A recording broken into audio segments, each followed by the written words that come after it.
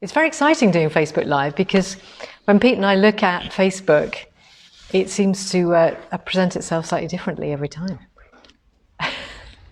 Anyway, good morning. Good morning from Pinhole Quilting. And we're live in our Pershore showroom. I hope that you're having a lovely day wherever you are.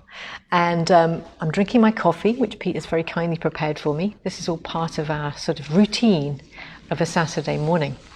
And this Saturday, we're going to talk about some exciting events that are coming up. And I like to share those with you. We would like to share those with you.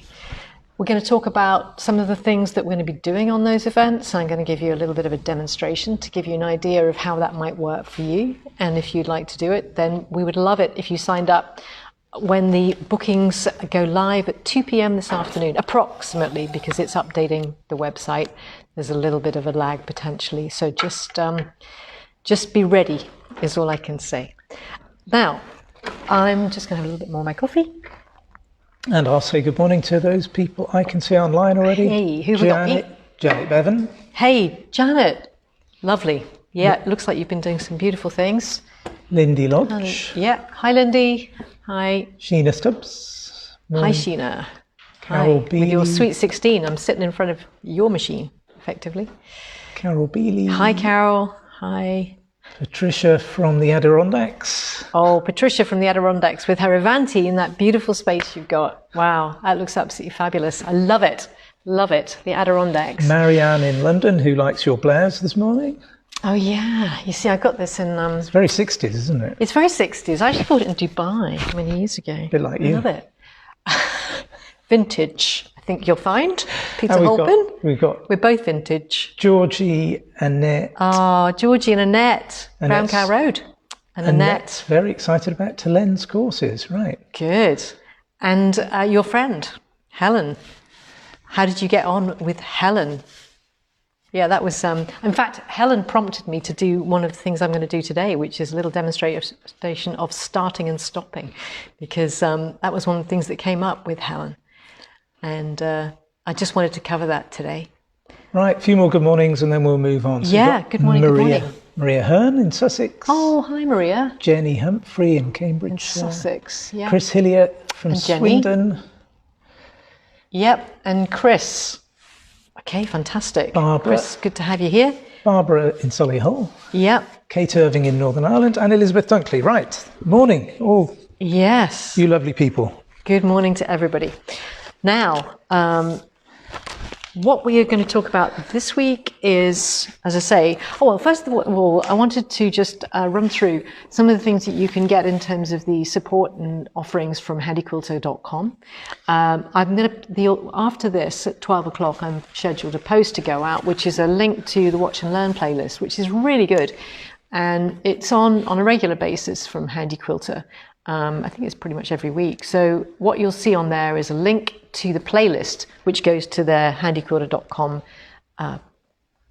page, where you can find playlists of all of the videos.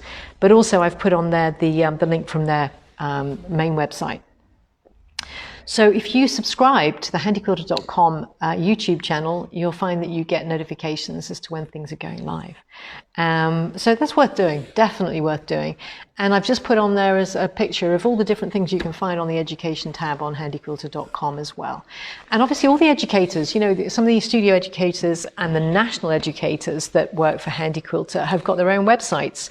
So, you know, check those out too as well. I was just looking at Adam So Fun, who's very good, and he's been on the Handy Quilter Live. And it was the Pro Stitcher Lite that I was looking at, because he did a video from Houston back 6 months plus ago. Gosh, when was it? It said 6 months, but actually I think it was longer than that. Anyway, it was a Pro Stitcher Lite, and we're delighted to say that the Pro Stitcher Lite will be going out to those people who pre-ordered it. It's in the second half of June. So there's a little, we'll just be sorting those out because we're away. Should we mention that we're away? Yeah. I mentioned, Pete just gave me the nod there. Yeah, we're going to be away. We're actually taking a break over the Jubilee weeks and week, and through beyond that a little bit too. But we'll have people here that will be fulfilling the orders and stuff, so you don't have to worry about that. And we'll be monitoring our inbox anyway, because heck, that's what we do, isn't it, Pete? It is. It is what we do. So anyway, we hope that if you've managed to get a break, or if you're taking some time out to enjoy the Jubilee, then that you enjoy it. So it will be a fantastic week, I think, of celebrations here in the UK, celebrating the Queen's reign, which is wonderful. And I got my bunting out. I'm giving it to my neighbour, Anne, because I won't be here. But I've got lots of red and white bunting. Did it for the royal wedding, William and Kate. And it's still going strong, red, white, and blue. Now, that's everything I want to talk to you about with handyquilter.com. But let's just talk about Telen. So 2 o'clock today, we're going to be going live on the workshops. 3 sets of workshops, 2 days, 1 3-day, and some of the techniques that we're going to be teaching, I say we, Telen is going to be teaching, will be covering some things that you might not have encountered before. Well, I hope so, because that's the whole idea of the workshops. But one of the things is Inktense Pencils. Now, I've been a big fan of Inktense Pencils ever since Laurie Tigner came over and did a workshop with us. So this was Laurie's piece that she brought over, which was rather spectacular. You see that, Pete? No, because I'm over here. Oh, okay. Yes. Yeah, okay. Yeah, so this is Laurie's piece, showing her immaculate free motion feathers and some ruler work, but above all, the shading with the blue Inktense pencils. Yeah. So one of the techniques we'll be doing with Telen is using Inktense pencils to colour in some of the blocks that you'll have done. And that's going to be a really fun bit, because I think sometimes, we focus a lot, obviously, on the stitching and using the machines here at the workshop, but at the showroom. But that was the one that after Laurie had gone, I did that one and stitched it out. So that was a lot of fun.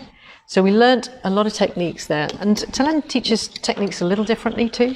So everyone's got their own way of teaching, and I think you'll benefit from that. So one of the things that you'll probably do is do this kind of thing where you work out wet and dry with the Inktense. So the Inktense are made by Derwent. They're a watercolour pencil, and they look like this. Derwent Inktense. They sometimes come in a box like this. I think in the States you can only get these boxes. This is not a full selection. I've got a mix of pencils from different sets there. But also I've got my big box of 72, which, as you can see, is a little bit depleted because I've got them in that other box. I sort of work on a project and move them over. But this is lovely, presentation box. See? Beautiful. And that's the tins that you can get. We don't sell these. I'm not promoting these in any way other than to say this is what we'll be using. So we'll have some for you to use. But if you've got your own set, then bring them along to the workshop. So they do 36s, and this is a 72. They also do smaller sets of 24 and 18, I think, and you can also get 6s. So they are lovely to use, absolutely lovely. So one way of doing it is to do it on a single layer of fabric. When you're starting, you can actually trace your design from, say, a sketch underneath, and then you can transfer it onto your design. But in fact, on this one, where has it gone? Over here. This one that I did with Telen as a zoom, this is one that I did, and that was done by stitching out first on Pro Stitcher a design and then colouring it in, which is pretty much what we'll be doing. That uses a number of different techniques. So something like this, what I've done on here is I've just stitched out a little feather, and I just wanted to sort of test out some different shadings and things. What you can do is, I'm not going to give you the full demo, but you use like a fabric medium. Different fabric mediums are available, and you can either make the fabric wet first, or you can put on your pencil first. So I could shade this.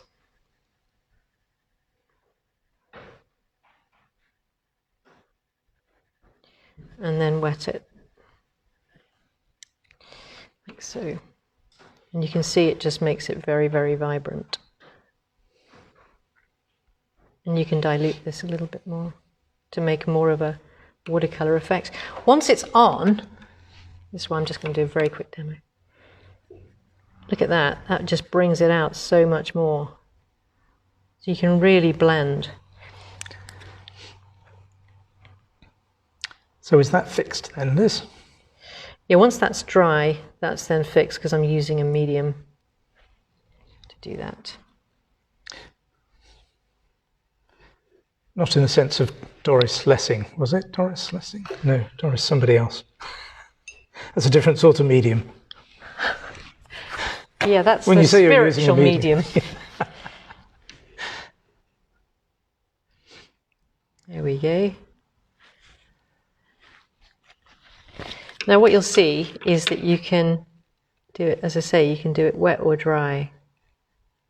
When it goes on dry, it doesn't look like very much, but as soon as you put some water or some medium on it, and if you wanted to spread it, you could use a bit more water. You could do it onto wet fabric, you can put it onto dry fabric, and those are the kind of techniques that Telen will be going through. And if you've seen the posts that Liz has already put online with some examples of what Telen does, you'll see how superbly she uses these pencils. Very, very accurate.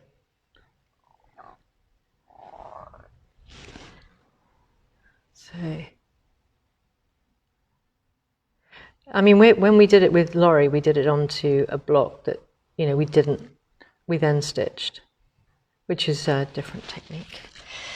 So, just put that in there, just to make a little highlight of that.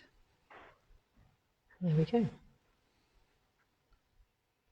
And you can use aloe, you can use acrylic medium, you can use something called speedball. I think that's my finest feather, but there we go. Right, so that's Inktense pencils. I think it's important to show you what they are, because a lot of people don't necessarily know. And you can use a hairdryer, you can actually put tissue on it and reduce it if you want before it finally sets, and then you could do a bit more. Yeah, so that's, there we go. I'm just going to do a bit more pea. I'm enjoying this way too much. See, you can really blend it. I love doing it. Good skills for anybody who's got grandchildren, really. Yeah. Get back into the colouring in mode. Yeah, I was saying that, wasn't I? Lovely. Okay, so that's one way of doing it. And Telen will be showing you different techniques. So that's cool. I'll just give a close-up. A bit more on here. This is the cushion Liz has made, and this is a close-up.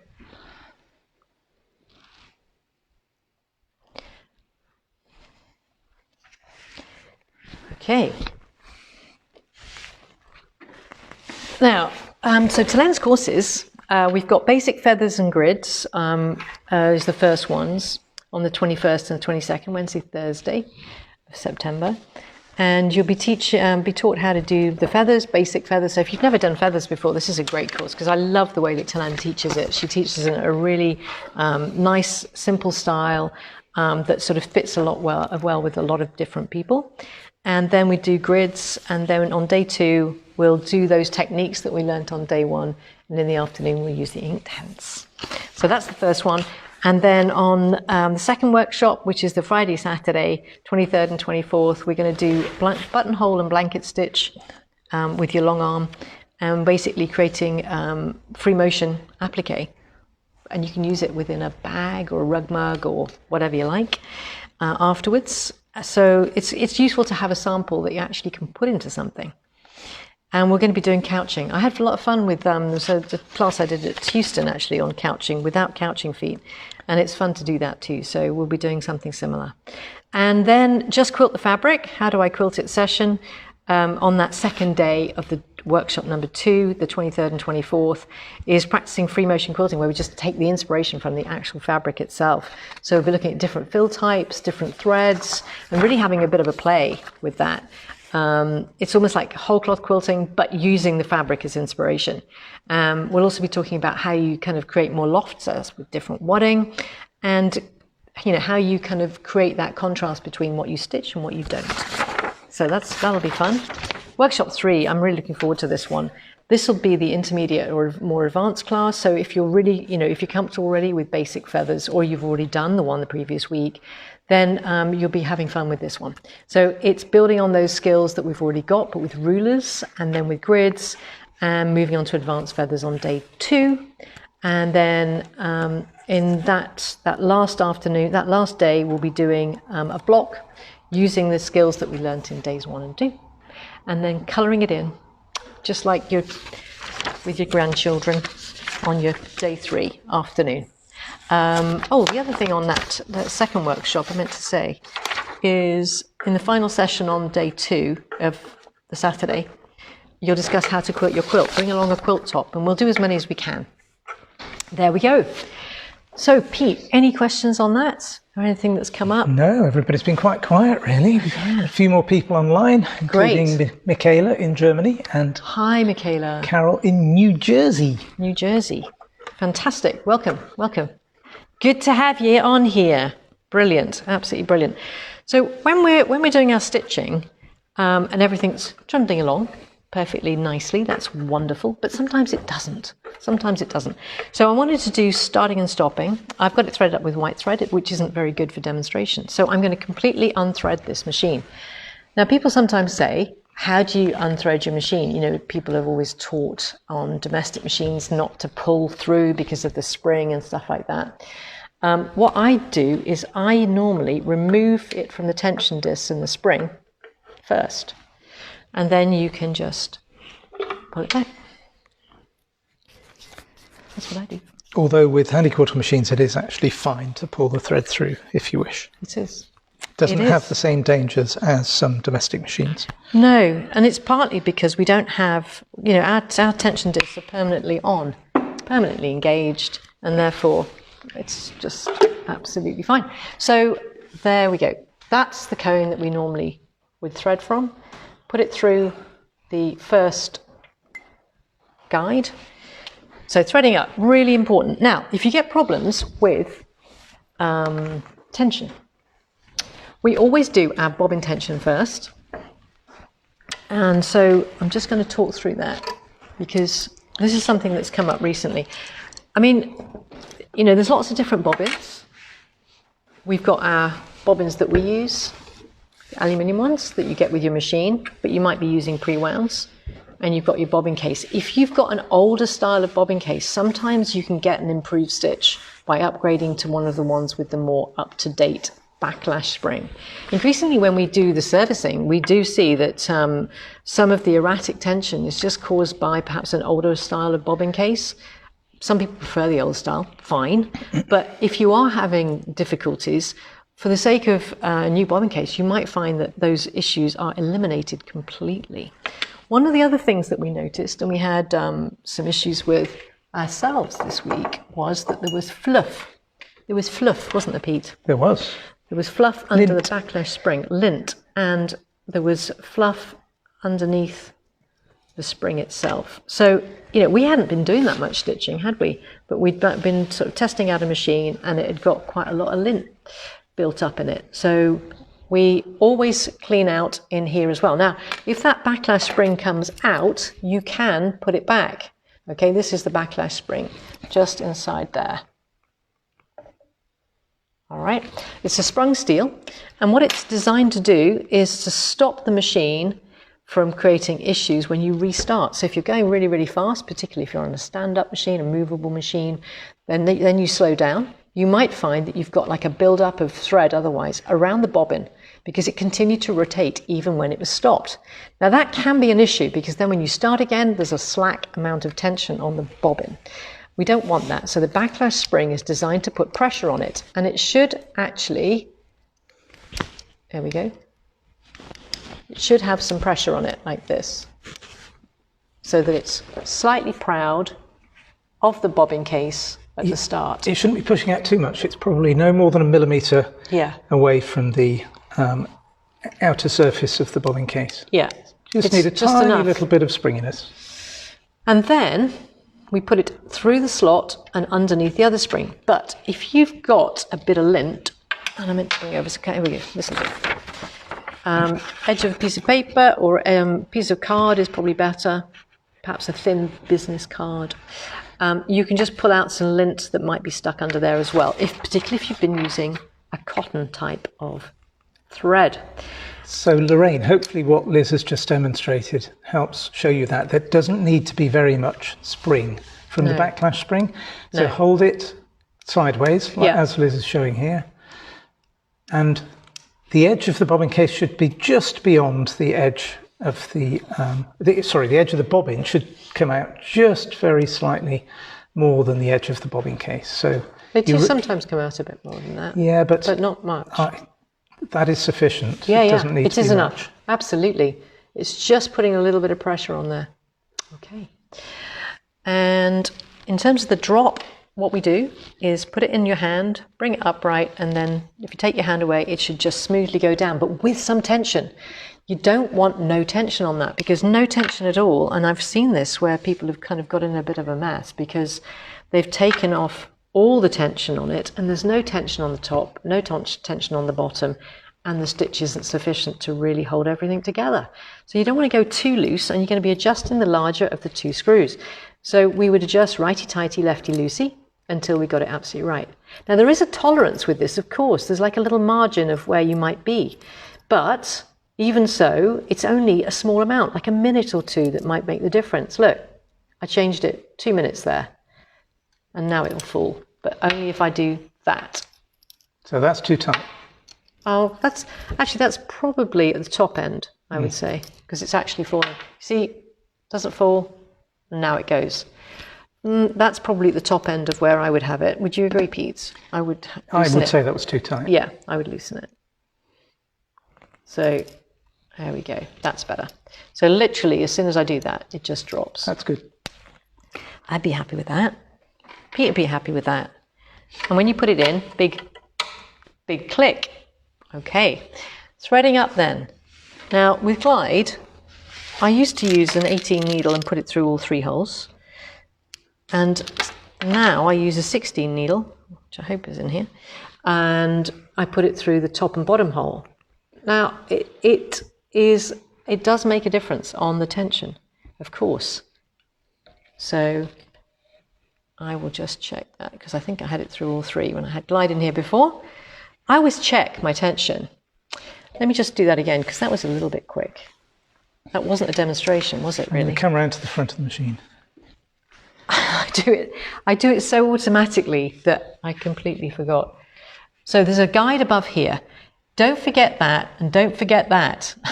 All right? Come from underneath and pop it in between your tension discs. Take up the slack and then go that side of the spring. And now pull on it. And at this point, get used to testing it here, okay? Because if you get used to testing it here, you're going to have a much better chance of building up your knowledge of when the thread tension is correct, even before you start sewing. Now that is a really good move, because it's going to save you a lot of time in the long run. So I'm just feeling it and just getting a sense. And don't forget the take-up lever here. Oh yeah. It's very easy to miss that one, actually, particularly if you have an Avanti machine, because it's sort of hidden behind the handlebars. That's the one I do miss it on. I've seen a very experienced Avanti quilter who'd used a machine for years and years and years and couldn't work out why a machine wasn't stitching. And even after all that time, she'd missed out that step. Oh, talking about the handlebars, there's another thing that came up this week with somebody who had an Avanti, and I can't think why they hadn't discovered it before. Oh yeah, it was, I'm not going to mention, but Annette, your friend. And what she'd done was, underneath the handlebars on the right-hand side, there's a switch that turns on the Avanti, the newer models. And she didn't even realise it was there. So people sometimes phone us up and say, I've tried everything. We've had the fuse box tested. We've replaced the surge protector. My husband has rewired the plugs. Not quite to the extent of rewiring the entire house, but, nothing's happening. The Avanti's dead. Very, very concerned customer, obviously. Very, very concerned customer. And so what I say is, okay, what you need to do is just switch the button on underneath the handlebars. And they do that and it turns on. Amazing. So it's one of those very satisfying calls that you kind of know the answer to when people tell you what they've done. And it's very frustrating for the customer because they've just involved their husband in all kinds of electrical shenanigans for the sake of just a switch. There's a switch at the back and there's a switch under here. On the Avanti. On the Avanti. Under. There. Right. So the other thing is the little piggy tail going from front to back, front to back. Now, sometimes this little piggy tail gets in the box, gets pushed against the head of the machine on a Sweet 16, Simply 16, and an Avanti. Doesn't happen so much with the Amara, does it? I don't think it can. No. So this shouldn't be running up against the paintwork. And you can just loosen that off with, I think, is it this one? Yes, it is. Yeah. So, I mean, sometimes, it doesn't hurt to have it even more fully out. So you just have a look at yours. Push it in, Liz, just to show the effect of what happens if it is in the wrong position. Here we go. This is one of the things that we check when we have a machine in for service. Yeah, we do. And it sometimes happens because the screw wasn't tight and it gets pushed in the box. There we go. A bit more than that, actually. Sometimes they're right over here, aren't they? Yeah. And you see a groove. Well, you can see what colour thread's kind of... So, yeah, what happens if you... So now... When you thread up... When I thread up... The thread can catch against the edge of the light ring here. Yeah. And actually and cut into it. It can cut into that plastic light ring. I've seen it. And what that means is the thread in due course, if it keeps going into that slot, which is now of course very sharp, it will shred the thread. So by moving that, it's not so exaggerated on this machine, Liz, but by moving that guide out, you'll eliminate that problem. That's true. So here's a good one, Liz. Good question. Yeah. So what should the top tension feel like when you do that test here? Yeah. So it's not like a domestic machine where when you put the presser foot down, it engages those tension discs and does that. This is always on, so it should feel fairly tight. I mean, if I pull on that, I've got tension. I shouldn't just be able to, if I loosen that right off, 2 complete turns, that's just no tension at all.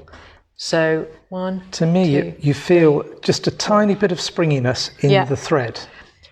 So yes, that's a good way of saying it. The other thing is that this spring here, the normal movement, the normal motion of movement here is for the spring to do this.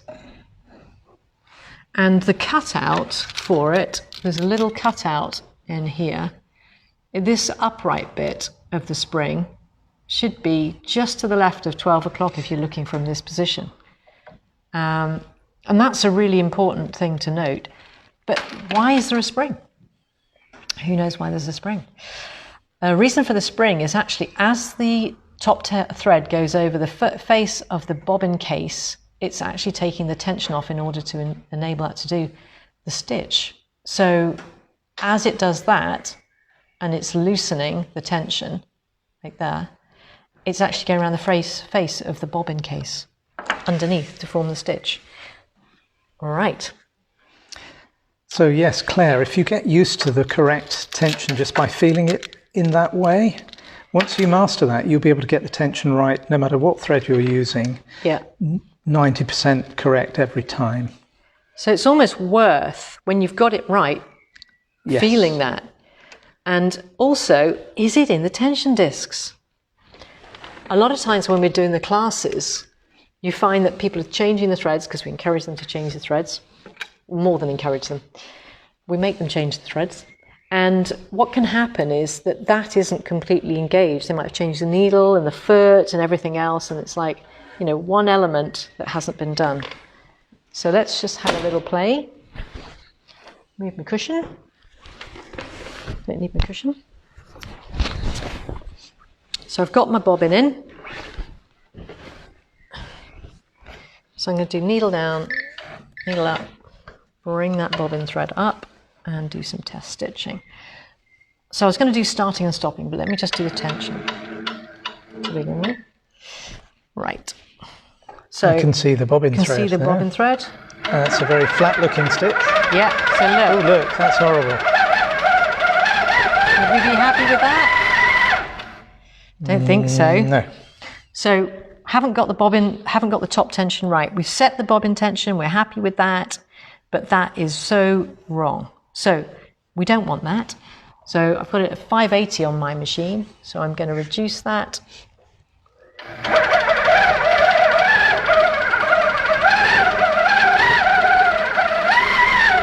Getting better. Getting better. Now, when you reduce it, it's not like the bobbin tension. So that was one full turn. I'm down to 490. And these numbers are not relative to your machine. That's just for this machine. There's a little dot on the outside of the tension dial. So I can tell if I've actually rotated it a full turn. The one thing you can do is go too far. Whoops. Oh, that did something. Oh, there's something wrong there. Let me just bring that up. Ah, that is it's very, so loose. Very loose. It's come out of the tension disc. Tension disc. Right, wait for this one. Look. Beautiful. What do you think? Could you hear it? I think your top tension was too loose. So it was throwing the thread right through to the back of the quilt. Brilliant. Absolutely brilliant. That's good for demonstration purposes. Yeah, so we've gone from too tight to absolutely too loose. So when I loosened that off, it just came right out. These are the kind of things that you can, have at home. It's fine. Because it's all about how you recover from it. Let's put it over those. There we go.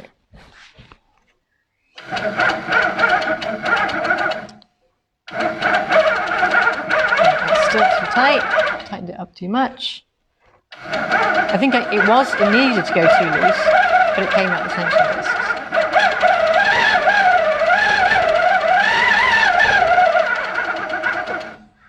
Okay, so what have I got now? It's too loose. I've got to tighten it. It's coming through to the bottom. So I'm at 500. That was about a quarter of a turn because it's quite close.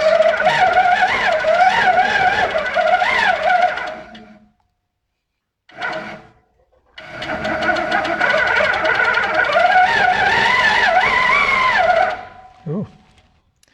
I'm having fun with this. Yeah, we've got some issues there. So, what have we got? Let me just bring that up. It's gone too loose again. Perfect. This is what happens at home, right? Pete's thinking, great.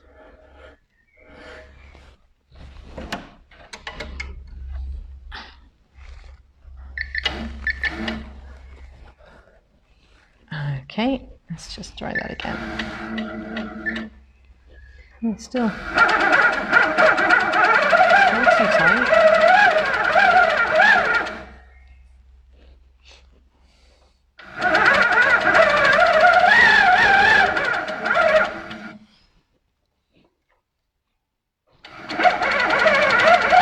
Okay. Just going to do a longer stitch so that we can really see. That's getting closer now. That's looking good now. Okay, so I've got it in 11 and 3.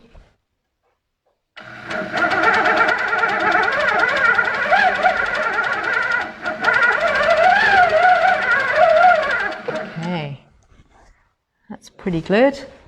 Let's just do a bit more so you can see it. So I've just changed it. It's now on 505, so I was between 500 and 510.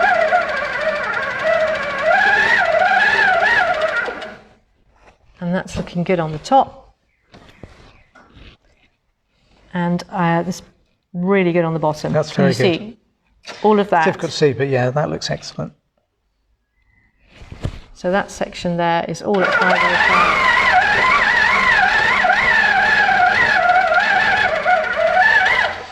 Okay, so all that we're doing is just adjusting that tension on the top and really to increase or decrease until we've got it exactly as we want it. But in so doing, we can go very, very loose and very, very tight on the top.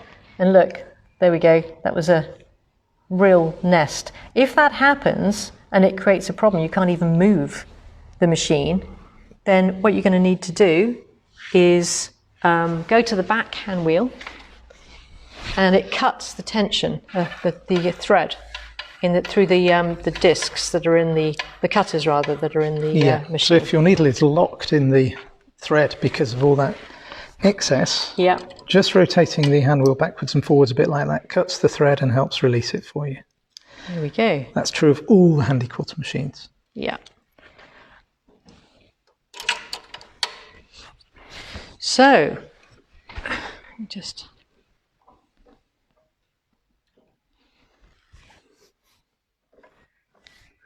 I was going to do starting and stopping as well on this piece. So when you start, what you want to do is do needle down, needle up, and bring up your bobbin thread.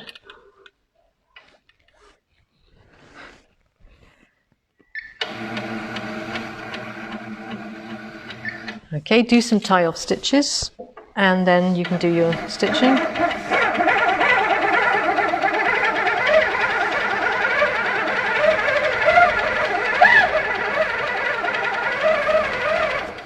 There we go. Yep. And to finish off, you're going to do some stitches back along the line of stitching you've just done.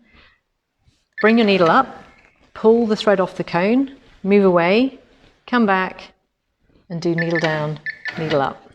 And there we go. And that's your thread.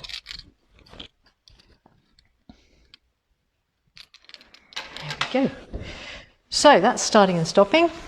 And anything else, Pete, you want to add to that? There was a question earlier from somebody about, can you just do a refresh, a recap of what the third Telen course is, please? Yeah, sure. So the third one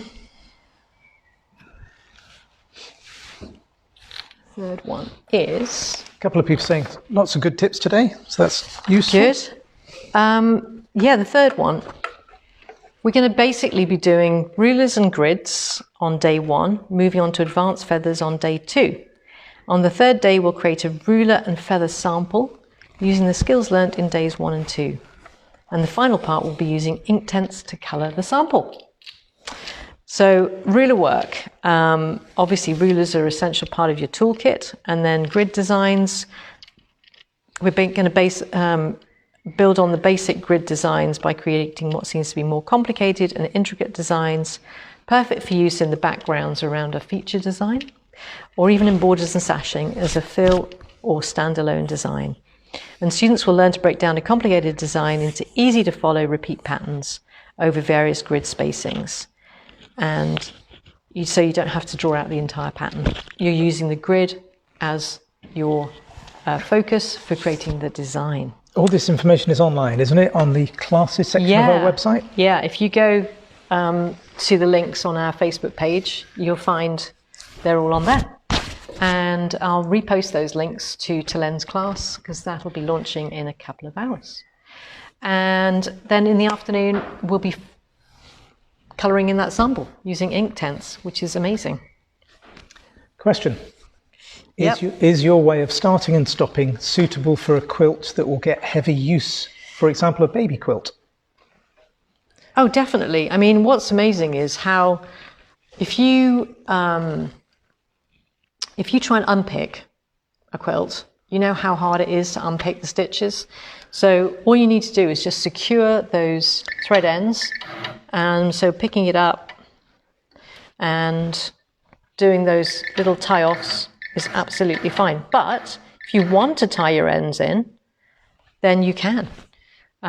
So you can just leave this long and tie those ends in, but I just cut them off level. By doing 3 or 4 locking stitches, that is suitable for almost any utility quilt. Yeah, exactly. So that's fine. Right. Anything else I was going to mention? So yes, other things. We've got one place left on Linda's class on the 5th to the 7th of July. Unfortunately, somebody had to cancel. And so we've got a stand-up place, movable machine place available on the 5th to the 7th of July. So it'd be awesome if you could come and you could join us on that. Also, if you're coming on that class, I'll be sending out an email today about joining us for dinner on a couple of the nights. And if you'd like to join us for dinner, please let me know, and then I will arrange that, and you can sign up to join us for the dinners. And then on the 11th of July, we've got Stuart Hillard coming here to the showroom. Lovely Stuart, Handy Quilter Ambassador, and he's doing a talk and trunk show. So if you're local to our Pershore showroom, obviously not patting the Adirondacks, but if you are local, then please come along. It would be lovely to see you.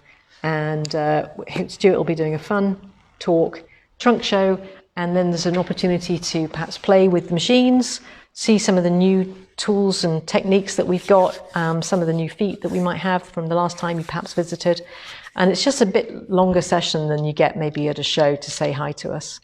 So we hope that you can join us for that. If you're interested in a long arm, it's an ideal session because we'll be here available to take any of your questions, and it's no pressure, just come and have fun. Just have a fun morning or afternoon. You don't need to have a handy quilter to come to that session. So if you're interested in coming to see Stuart and Stuart's quilts and have a chat with Stuart, he's great fun. Yep. That's your opportunity. It is. It is. So come along to Pershore in Worcestershire. That's where we are. There we go. Needle alignment. I didn't mention that. We've got the magnet that we can use to do the needle alignment. That's always quite a good way of doing it. And I was meant to get my needle out, my magnet out. Pete's got one. He's just going off. See, that's all about preparation. All about preparation. I put it on my list and I didn't get the tool for it, but we have plenty in the back. So, and I hope that we can see you perhaps at the Festival of Quilts as well, because we've got classes there, ideal for people who are interested in getting a long arm. That's what they're really designed for. But you'd be very welcome otherwise. Right. So here we go. This is how we use it. I'm going to look straight onto the machine here. So the magnet actually attaches itself to the two grooves that go down the front of the needle. So it points in the direction the grooves are pointing. It tends to sort of go a bit upright like that, but that's okay. So that's pointing directly towards me, so that needle is in correctly. Mm-hmm. Okay. Shall I just show what it looks like when it's not? Yep.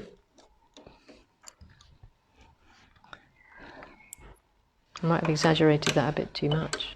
I have. If you get it really wrong, I mean, you'd get it close, wouldn't you? I'll turn it to the right. Easier to show. Sally, it's a question of where you put the needle, put the magnet on the needle. If you put it about 1 centimetre down from the top of the needle, it does hold in place, just as Liz has demonstrated with this one. So this is pointing to about 4 o'clock now, so that is probably going to give problems for your stitching. It would. And if you know, the finer the thread that you use, the worse it will be. So there we go. You can leave it in place while you're doing it and then just tighten it. And then that's it. There we go. So the magnet's pointing to where the groove is pointing. That's at about 5:30. That would be okay. Yeah. I might just change it slightly to the left. There we go. Yeah, I mean, I can just adjust that with it in place. Just holding onto the needle. There we go, that's a little bit better. Right, I think that's it. So we've got a beautiful day here. In fact, it's really gorgeous. It feels as if the heaters are on in here. Yeah. And it's just the sun, we're not used to it. Yeah, I just wanted to say congratulations to a couple of people who we've just done installations for. A couple of Infinities have gone in. So Janet's upgraded to an Infinity with Pro Stitcher. And Jenny in London. Yes, Jenny in London has upgraded from a different brand. Yeah, fantastic. So congratulations on your new machines. Pete and I have been very busy. We've been down in London, been down in Hampshire. And welcome to the Handy Quilter family, to our new owners, and also to Adele, who's upgraded as well. So brilliant. Have a wonderful weekend. Now, we're not going to be here next week, are we, Pete? We're not. No, we are in Europe. We're in Europe. We're going abroad. So it'll be nice and warm, which will be lovely. And we look forward to catching up with you when we're back. Yeah, so that's it, I think, from us at Pinhole Quilting. We wish you all the best for your quilting week. And if you're in the garden, enjoy your garden. Have a fantastic time. And it's lovely that you've joined us today. We really appreciate it. We'll see you in 2 weeks. We'll see you. Yeah, it's 2 weeks. You're right. We're traveling on the Saturday. All right. You take care, everybody. Happy quilting.